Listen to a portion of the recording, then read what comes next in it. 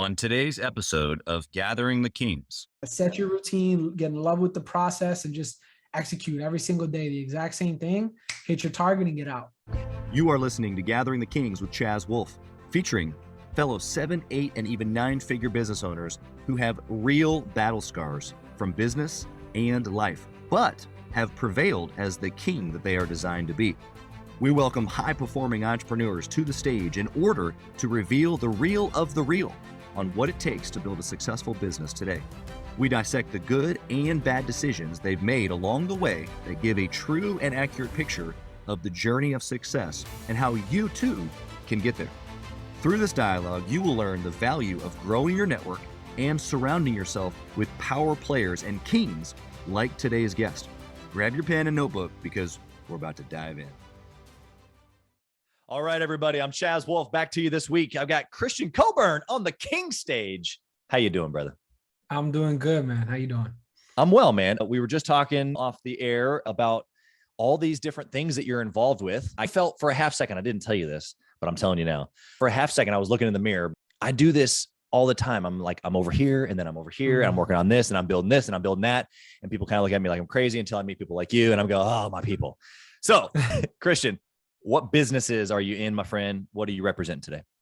Yeah, so it's interesting because entrepreneurs tend to have shiny object syndrome, right? That's true. Not getting distracted is a tough thing for me to do because there's always different opportunities. And the biggest thing for me and what a lot of my mentors, well, one main mentor has ingrained in me is relationship capital. And that's been a unique ability that I've been able to do is just be connected and find ways to add value to people in multiple ways. The big thing for me right now is I'm getting out of the ground up business, like starting from the ground up and all the rest of it and getting into like more recession proof and taking businesses over type deal. Yeah. We obviously have some components that we're building from the ground up. We're getting into the government contracting space. We've been heavy in real estate for a long time, but now I'm looking more on, let me find something that's going to be a little bit more recession proof with everything that's going on right now. And then get heavy into acquisitions as I align myself with the money and all the rest of it. But between that,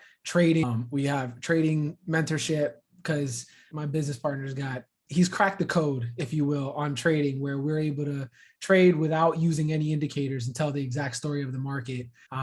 Pull out a couple grand a day using other people's money, which is a good way to get people started in trading where you don't really have to worry about the risk of using your own capital because it's pretty intimidating to a lot of people. So e-com, a bunch of other opportunities. So bro, the list is like exhaustive. I heard e-com, I heard trading, mentorship, meaning you're coaching other people to do it. You've been in and out of real estate, wholesaling. You've been in sales for a long time. Obviously the M&A stuff that you're getting into, you're in the process right now of an acquisition. You're trying to take over a company, which there's just so many moving pieces to that. So I'm prefacing this. I'm reiterating for the listener to know that you're going to bring some really hot stuff to us here today. And I'm excited to be able to pull some of that out as well. Before we get into your story though, I want to know at this level, obviously you're still a young guy, but like you've been successful, not just in one little area. You've got lots of things going on. You got multiple hoses filling up the pool, but man, you got a good looking pool. The pool's pretty full. Like you're doing pretty good. Why do you continue to push? Why are you looking to take over this next acquisition that you're about to take over? A portion of it is not necessarily entertainment, but it's always growth. That's one of my core values. I want to make sure that I'm always striving for something, growing in some capacity and building a legacy piece, a lasting piece, right? Yeah. The wholesaling business, you can't sell for a multiplier, right? That's a 1X multiplier at best, even if you have the best operation. So we started weaning ourselves out of that and looked at it just as a cash flow play and figuring out where we get the best ROI. For me, in being able to buy and sell businesses, you can leverage that into multiplier, right? So we started looking at different businesses like that allow for us to do that and just stay in line with that, instill the values in my son. He's 1 year old now. So basically I want to grow him and with those habits early on and be able to really build that long term. Yeah, I do know. I have 3 kiddos of my own, 8, 6, 3, and my wife's about to give birth to our 4th. And so it's something that I think about every day. And I'm constantly in the motion of what you're just saying, even right now, of teaching my kiddos about the value of what you're saying. Not only do I hear you, but I resonate deep. Yeah. The legacy place is huge. Okay. So you've done a lot in a short amount of time because, you're a young guy. You've only got a 1-year-old. Like you've been doing this for not that long, but at the same time, you've had so much success in so many different areas. How did it all start for you? Or were you an entrepreneur from age 11? Give us the backstory a little bit. So I haven't been an entrepreneur since I was 11. When it came down to it, I was a baseball player. Okay. My parents, I never needed for anything. So you hear the rags to riches story a lot of times. People with blue collar working class family that didn't really have, that were broke, really didn't like, they understood the value of a dollar very early. I never needed for much, but I was never really well off. I lived in Windermere, so my parents were able to make ends meet, but I used to play around with it. Like we were the poorest upper middle class family that there was, right? Like the most ghetto, I would say. Yeah. We had some fun stuff that we experienced, but overall, we never really needed. They always found a way to make it work. So I knew the work ethic, but it also instilled in me the desire to never have money be an issue in my marriage. Like that was something that has been a very big passion of mine. Sure. And if I could control anything, I can control my effort. And then what I started to realize was the pursuit of money started to become an issue in my marriage. When it comes down to prioritizing my wife and making sure that, like you said, you actually said it on your story or on a video recently about basically putting your family on the calendar the way that they need to. That's something that I got to work on really intentionally right now. But overall, it was started off as an athlete. So I learned all those values of being a baseball player at a high level. I was injury prone. So that was a big reason why, even though I played around a lot of professional athletes, I never really got my shot there. But I was a scholarship athlete. And when I took a year off in my junior college days, when I was like a sophomore in college, I got my real estate license. And then I started selling timeshare. So with that, in that summer, that's where I really got the entrepreneurial bug, where I realized there's another world out there. Through sales. Through sales, through marketing. Because the first thing that I got, I think I had read a email, like it was the first tip of affiliate marketing came across my email. Yeah. And I started really looking into it. And me and my grandfather, he actually just passed, but me and my grandfather actually just started diving in super, super heavy on affiliate marketing. And I started to understand that side. And I was going to use the timeshare money to fund a coach to get me into affiliate marketing. When then I realized the investment real estate world was out there and I could actually go start wholesaling. So I got into wholesaling and then started making a name for myself in wholesaling, following a mentor. And then we broke off and started our own company with another partner, took that to about 1.8 million in sales in about 20 months. And that was straight wholesale fees. And at that point, I was officially a business owner. I did it.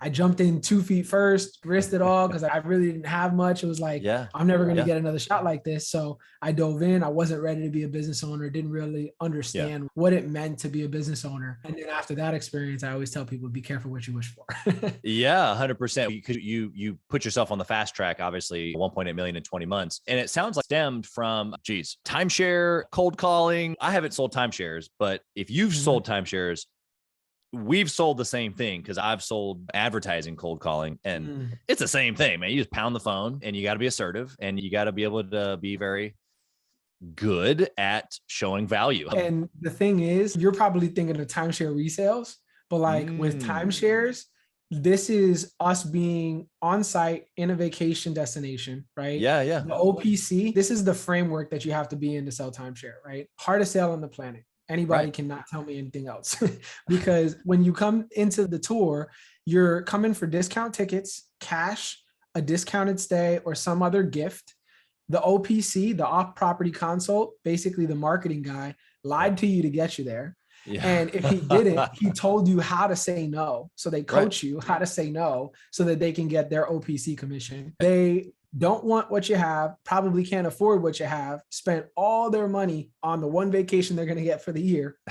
And then you got to convince them in 90 minutes to spend $10, $20, $30,000 on air because they can't use it till the next year. Talk about building value up. Yeah, you're right. Definitely not cold calling, but from an angle of quickly building something from nothing is the play there for sure. So I see where that took you into wholesale. Cause like you said, you weren't ready to be a business owner, but you were just selling. And because that's in essence what the skill of wholesaling is. It's negotiation, it's connecting with investors. Like, okay, anybody can do this, that can pick up a phone and create relationships. Exactly. You were just doing it at an extremely high level, which then plunged you into business ownership, it sounds like. Exactly. Exactly. Because you were probably doing so much that you had to start offloading certain things, which then turns you into like, I'm hiring people, creating systems, which is the things that you were like, I probably wasn't ready for. So those are the things I want to kind of maybe tap into along that journey, or even in your other businesses. I'm okay with this going outside of it, but tell me about a good decision that you made that was just like, okay, because of this, I remember this moment. Here's the story. Here's what I did. And it literally changed the trajectory of everything for me. The biggest thing in that was we went to an event, and it was for an owner's day with a sales. It was like a sales trainers owner's day, if you will. And some of the big names in the real estate space were there. My mentor, one of my mentors, that he wasn't my mentor at the time, was there, and he took over the event. And in a conversation that I had with him, because I was like, I need to talk to this guy one way or another, broke it down to him what my business was, what the structure was. He was like, you need to fire your entire team, hop back into the seat, and figure your shit out, because you're trying to play too big, right? Yeah. The model that we had was just, it came from a different model. We were spending money on marketing. We built the thing differently, built it wrong, built it not to last. So as soon as I fired everybody, which was concurrent with what my partners at the time were saying, we exploded. I got in there. I really started to understand the market. I really started to understand the investors, what the investors were buying, how we could start structuring the deals and really diving in. That's when it was like rocket fuel poured onto the business. At that point, I think it was 90 days, and then we had our first 6-figure month. Yeah. Wow. Okay. And so in that moment, I just want to peel some of this back for the listener, because you were already doing the deal. It's not like you weren't doing business, but the hinge point or the pinch point of the business was you had removed yourself too far, or did you not understand like the innards of what was going on? Or maybe that's the same thing. So it was a combination. It wasn't so much that I didn't know what was going on as we removed ourselves too quickly. Trying to sit in that work on your business rather than in your business seat, rather like too quickly. And I felt like I was competing with my team, then I was taking food off their table because we didn't have enough for them to all eat at the same time. Got it. So as an individual salesperson going out and getting deals specifically. When it came down to that, because we broke it down acquisitions and dispositions. So we had too many dispositions, people basically moving the inventory, and we only had, I think we were doing like 2 to 4 deals a month at that time. So it was like, there's not enough for these guys to eat. We're doing them a disservice. Fire them, you sit in that seat, and then let's do this. And that's when we were able to really figure out, okay, what's a profitable structure for what it is we're trying to create. And we identified that it was 2 dispositions people, 2 acquisitions people, a transaction coordinator, and we had a short sale negotiator hybrid with cold calling VAs and management VAs in the background.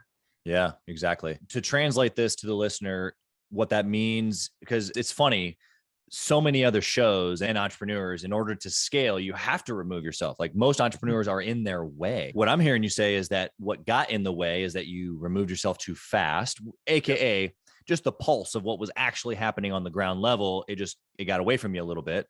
And so by removing those folks, you were able to get in, kind of really figure out what you needed in order to then go back. So that way, when you had that plan, you take your natural skill set of removing yourself, since that seems to come a little bit more natural to you, and then put the right people in place once you knew, because it sounds like maybe the mistake was not necessarily removing yourself too fast, but if you put people in place without a super clear goal or target, they knew what they were doing, but not really, it sounds like maybe. Yeah, I mean, it was a combination between that. Like we knew what the action items needed to be, but it was a combination between that and truly just not having enough to feed them. When it came down to it, we were crushing it under the umbrella of the other wholesale company. When we branched off, we started marketing, we started building from the ground up. And with just 3 owners, we were doing between 2 to 4 deals a month. Then we hired the acquisitions person, the acquisitions person, then brought on all the dispo people, and then realized that model was just not the model that we were building.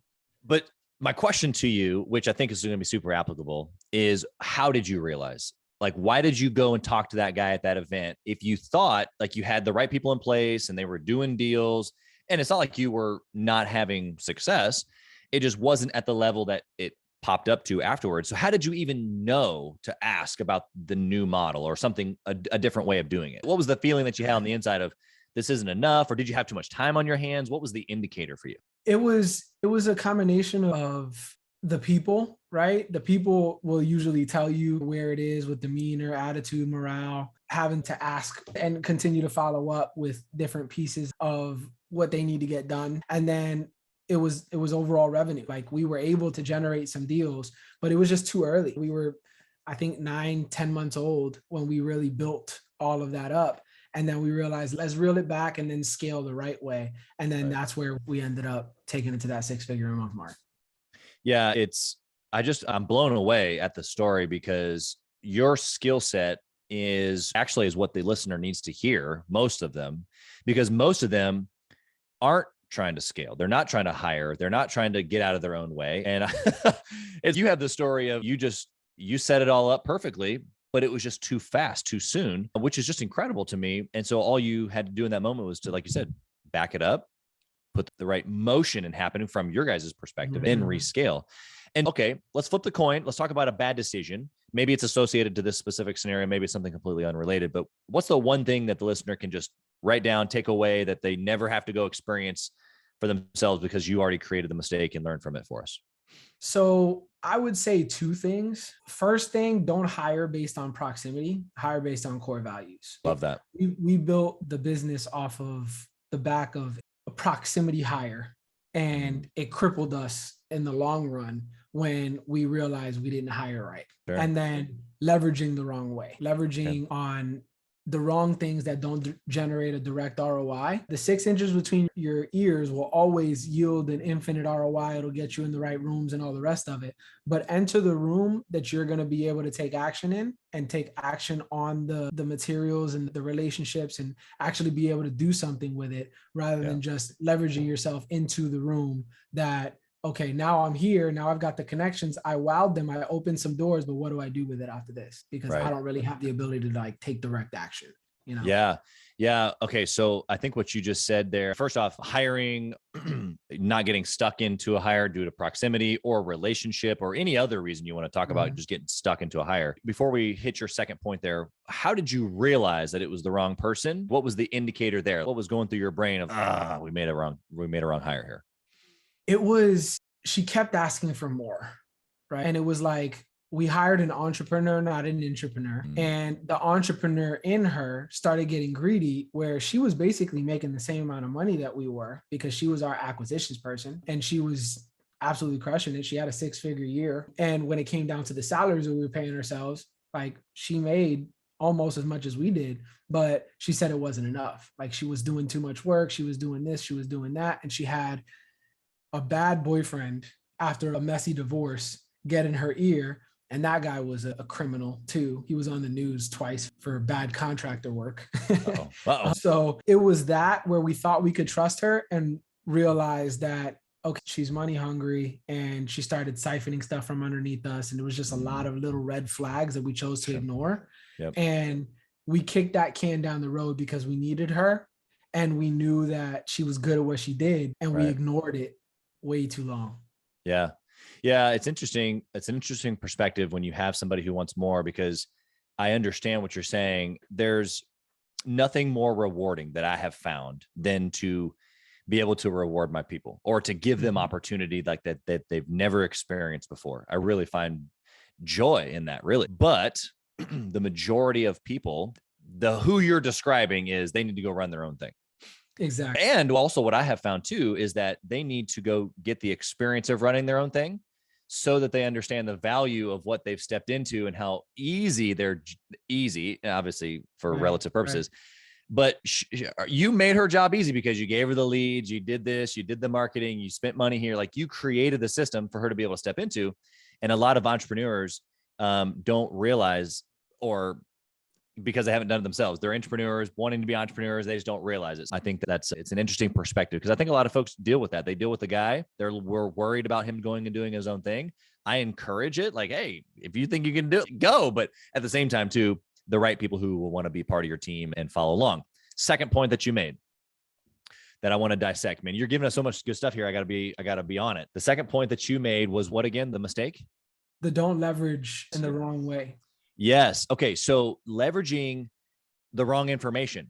Tell us. No, capital, like capital, getting into debt, or like you can go for broke, but go for broke on the right things. Make sure you understand the value of the compound effect, and how time compounding money is always on your, like, if I would have done this at 25 when my wealth manager mom was telling me, then I'd be in a very different financial position. Like overall, it just, time just helps as you're looking at that. And if Yep. you understand how not to earn the same dollar twice Right. early, and you leverage the right way instead of spending your money on education you can't take advantage of, right? Yes. Yes. Don't Got get, it. don't get information hungry. Yes. Okay. So this is amazing coming from an educator, coming from Mhm. somebody who sells programs and courses and education. And so I want the listener to pay attention to this because it's something that I've thought about, but I've never heard someone, especially in this space, say out loud, which is there are certain things that you know or that you need to know now, other things that you don't. You need to go take action. And that was his point. It really is go learn the things now that you can go take action on now. I guess if I had to liken it even to like a current circumstance, I have a guy, a close friend of mine even, who is a 6-figure business owner. He was asking me about the 7-figure mastermind and how he wanted to be around the 7-figure guys. And I'm like, yeah, but they're having a conversation amongst themselves that means nothing to you. It doesn't mean that it won't be valuable to you at some point, but the struggles that they're dealing with are not helpful to you right now. In this format where you and I are talking about struggles along the way, that's helpful. But I tried to tell him he needs to be around other guys that are dealing with the same things that he is and that they're currently figuring out how to get through those and navigate them. And his value was, I want to get around people who are further along. As I agree, but how can you go take action? And so I love that point. How did you learn that, especially being in the education space where it's more valuable for you to sell something, whether they can use it now or not, that's a sale for you. So how did you come to this conclusion? There were a couple of things that happened early on in my life, as well as just the dynamic of watching it happen to a lot of people. When it comes down to it, you feel like there's something that you're missing when really it's the action.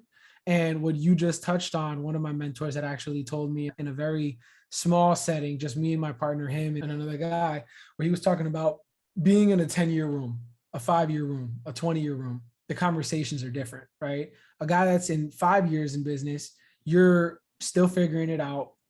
So a lot of bumps in the road. You're still figuring out the marketing. You're getting your teeth kicked in most of the time. But there's a lot of egos. There's a lot of bullshit. There's a lot of just hiding and boasting and peacocking. When you get into that 10-year room, you're talking to guys that have been in the business for 6 to 10 years. You start to realize that, okay, there's a lot more collaboration. You realize how hard this shit is. You realize that we can do more together than we can apart.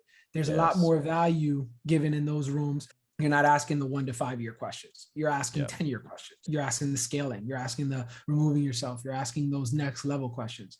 Then you get into those 20-year rooms where you don't want to be asking a 5-year question in a 20-year room because they're already past that. You're not asking and having the right level of conversation.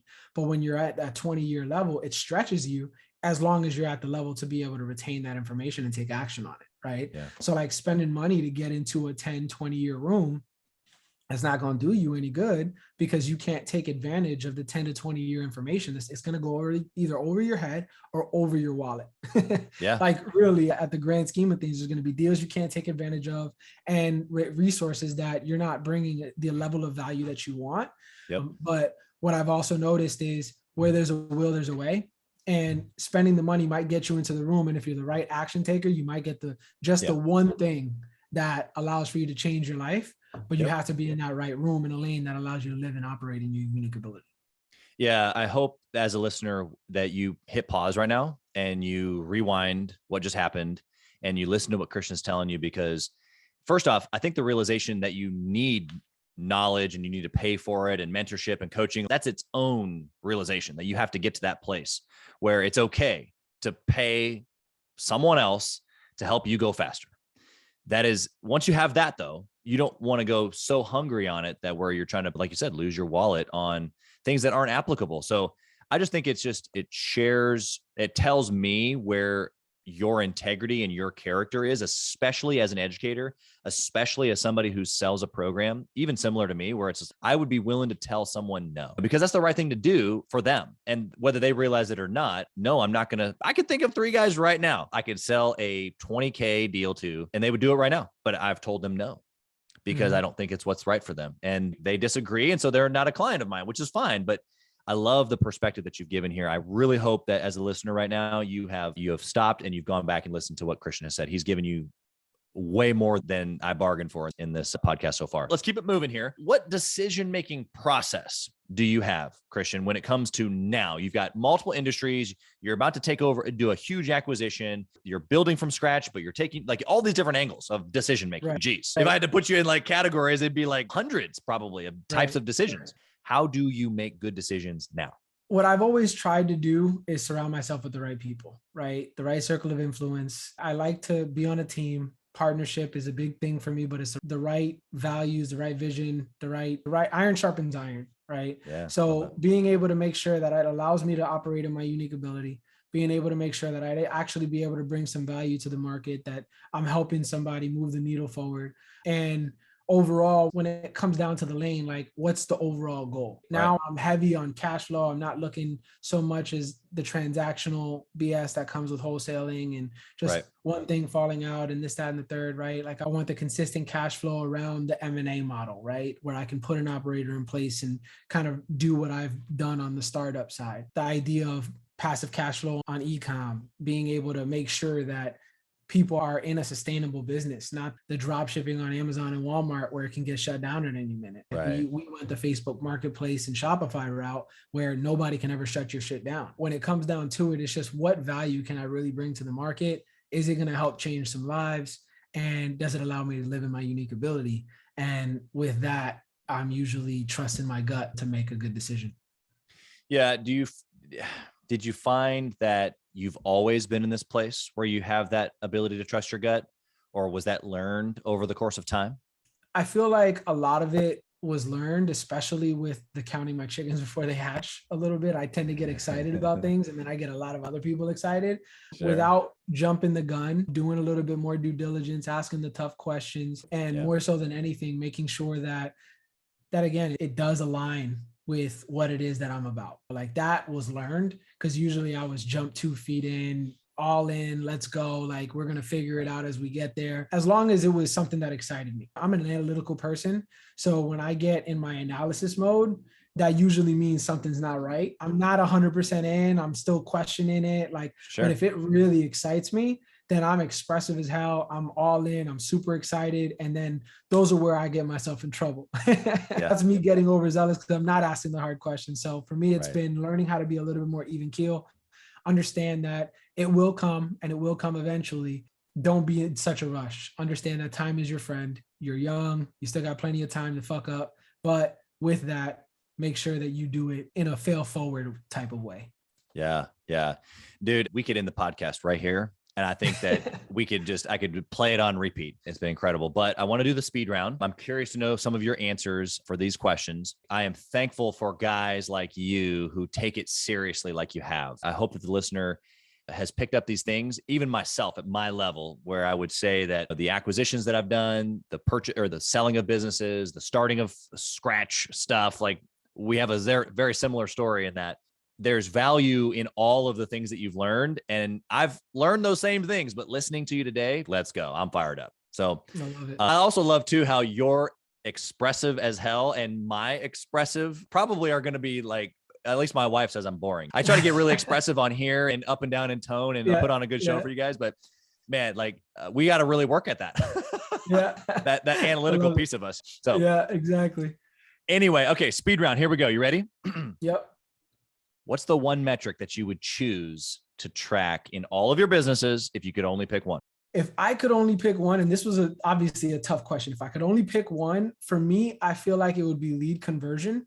Okay. Because if I'm looking at lead conversion, it's directly tied into like ROI on ad spend, because marketing is the lifeblood of your business. But that number will also tell you how good your sales team is, where your revenue projection is going to be at, what your marketing budget needs to be for the next quarter, like how are you on track for your goals? So those are some of the things that I would probably glean from that number. That's usually the first question that I ask whenever I'm going to go into a new venture or new marketing or anything like that. What's the leads to contract, or what's the conversion? What's the marketing look like? Like how many leads do we need to talk to actually make a sale? And then what's the ROI on that multiplier? So that's probably the thing that I would pay attention to. I love how you broke down, because as you can imagine, I've gotten answers all over the board, but I love how you broke down what it is actually that I'm trying to communicate to the listener, which is whatever the metric, we love to hear your guys' answers, but the one metric that you choose usually is the one that is, as long as you have that one, the rest of it like in your brain kind of trickles down. And I go, okay, so if I know this,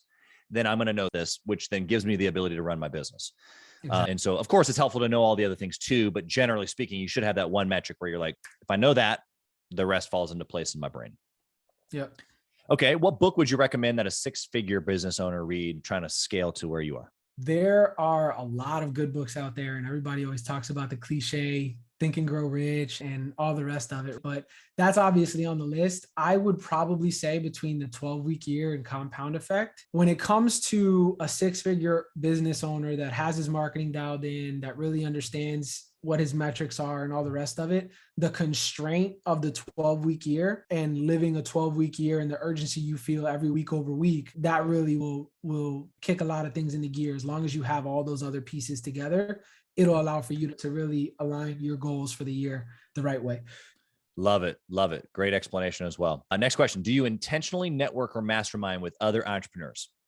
I do. When it comes down to that, I've done a lot less of that because I've had my head down and obviously trying to build some stuff. You just had a baby. And that too. Obviously, we're coming off of COVID. I want to get back into going to events and masterminding and being around the round table and just getting in the right rooms. But I'm always having some type of conversation with some type of business owner, value add conversation, whether it be from Facebook, like Instagram, whatever type of exchange I can do. That's awesome, man. Sponsoring events, different things like that.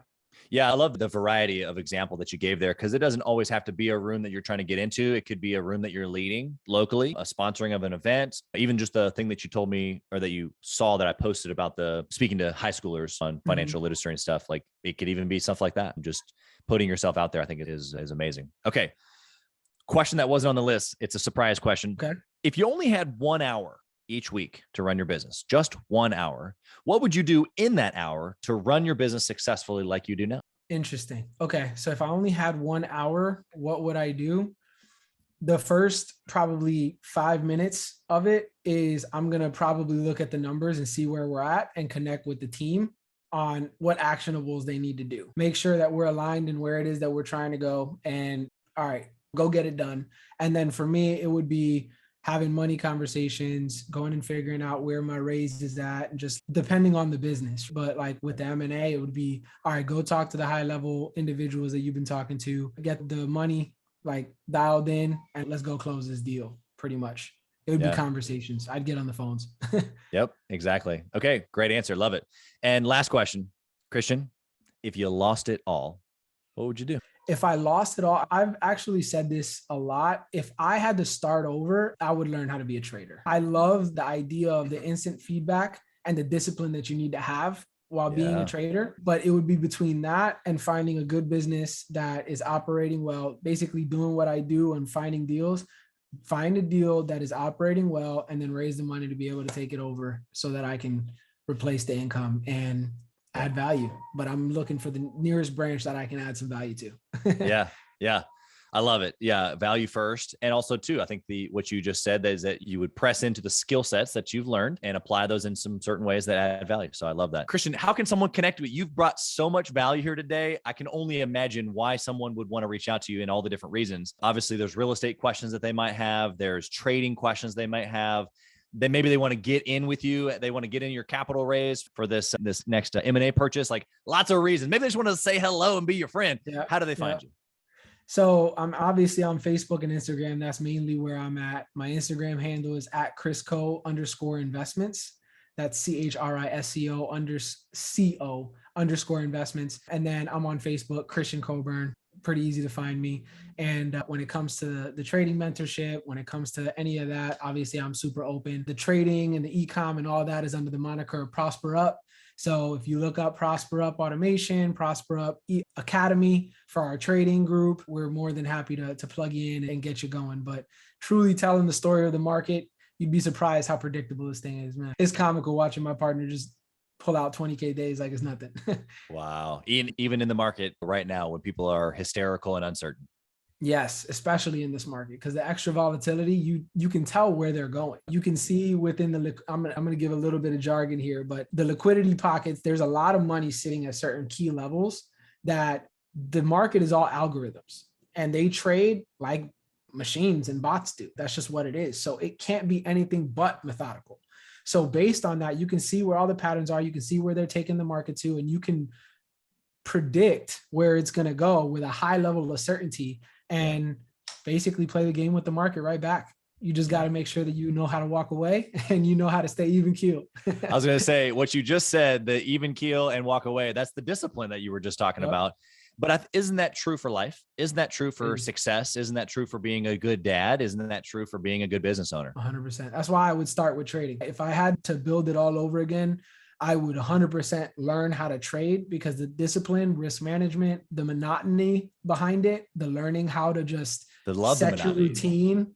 Set your routine, get in love with the process, and just execute every single day the exact same thing. Hit your target and get out. Get in, get out. I'm usually in the market 5, 10, 15 minutes, and we're pulling out a few grand a day, sometimes 20 grand a day. It just depends. Depends on the moves.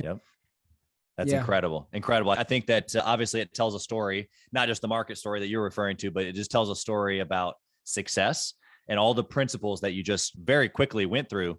I think that in itself, we could probably just capture and put into a success meme or something for you. But yeah, I hope that the listener paid close attention today. I think that they got a lot for their time. And I just want to thank you for being who you are, for pressing in, for in the midst of it, building your family and saying that they're important to you. We need more people like you doing M&A, doing trading, all the fun stuff. So it's been just an absolute pleasure getting to know you. And I'm certain that our relationship will continue. So thank you for being here and bringing value. Thank you for having me on, man. Super excited to continue. Thank you for listening to Gathering the Kings today. I hope that you were able to pull out a few nuggets to go apply into your business right away. More importantly, though, I hope that you're realizing that it takes more to be successful than just being by yourself, doing it all on your own, carrying the weight all by yourself. What I have realized, not only in my own journey from multiple businesses and multiple different industries, and now interviewing literally over 200 or 300 other very successful 7, 8, and 9-figure business owners, is that it's tough to do it alone. And so Gathering the Kings literally exists to bring together successful entrepreneurs. In fact, we are putting together 1,000 kings, specifically who are grateful but not done. We're intentionally assembling kings who fight tooth and nail for their business, family, and communities. And here's what we believe, that in the pursuit of excellence in those areas, that it ignites within us the responsibility to govern power and forge a lasting legacy. So if that relates and resonates with you, and you know that you need people around you, sharp, qualified, other very successful business owners, I want you to go to gatheringthekings.com. I want you to take a look at what we're doing and see if it makes sense for you to be part of our pursuit to 1,000 kings. Talk soon.